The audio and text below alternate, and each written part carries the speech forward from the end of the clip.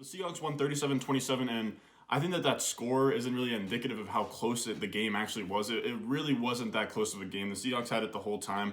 Like, the 27 only came for some garbage time stuff for the 49ers, and this game was just a display of this Seahawks offense in 2020. They lead the league in points per game with 34.3.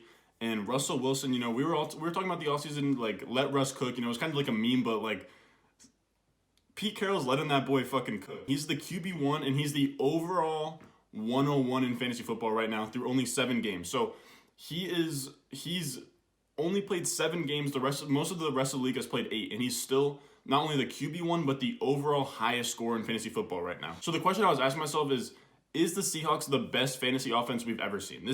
I've never seen a season like this, but I'm also on the younger side. I didn't see the Tom Brady with Randy Moss 50 touchdown season. And I do remember the Peyton Manning season with Demaryius Thomas, but this is going to be up there, man. Russell Wilson now has 26 passing touchdowns through 7 games, and he's on pace for 59 right now. And the next best passer right now is 21 touchdowns from Patrick Mahomes, and he looks good. They just sort of shitted on my Jets a little bit, but that happens. The Jets go to Arrowhead. Sure, Mahomes is going to light him up for 21 touchdowns, I think he had like maybe 3 passing touchdowns, 4. Now he has 21 TDs on the season, but that's through 8 games. Russell Wilson has 26. He has 5 more than Patrick Mahomes, the second place guy, with 1 less game played. And last year, Lamar Jackson had the league lead in passing touchdowns with 36. And Russ is 72% of the way there, and he hasn't even played half of the games. Just let that stat sink in for a second. If Russ doesn't get hurt, let's hope to God that he does not get hurt.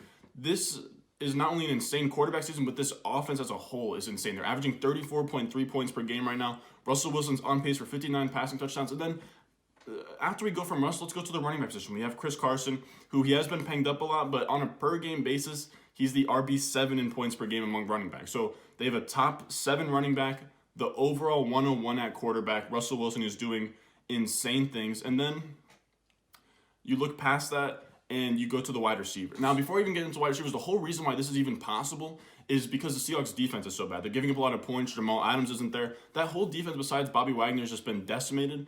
And what that allows, you didn't really see it this game. The 49ers did put up 27, but it wasn't as close as that. There was a lot of garbage time touchdowns happening, and the Seahawks having a bad defense, that's just what happens. But the Seahawks defense allows the other team to always be in the game. The Seahawks are rarely blowing out teams because their defense is so bad. That's why a game that they easily had all along was only like a 10-point deficit at the end of it. Now, when that happens, it causes the Seahawks almost be forced to let Russell Wilson pass the football. So that's how you get Tyler Lockett and DK Metcalf, who are wide receiver 2 and wide receiver 3 in points per game, behind only Devontae Adams. You're looking at Russell Wilson, who's the QB1, overall 101 in fantasy football. Then you have Chris Carson, who's the RB7. And then at wide receiver, we have Tyler Lockett at the wide receiver 2 and DK Metcalf at the wide receiver 3.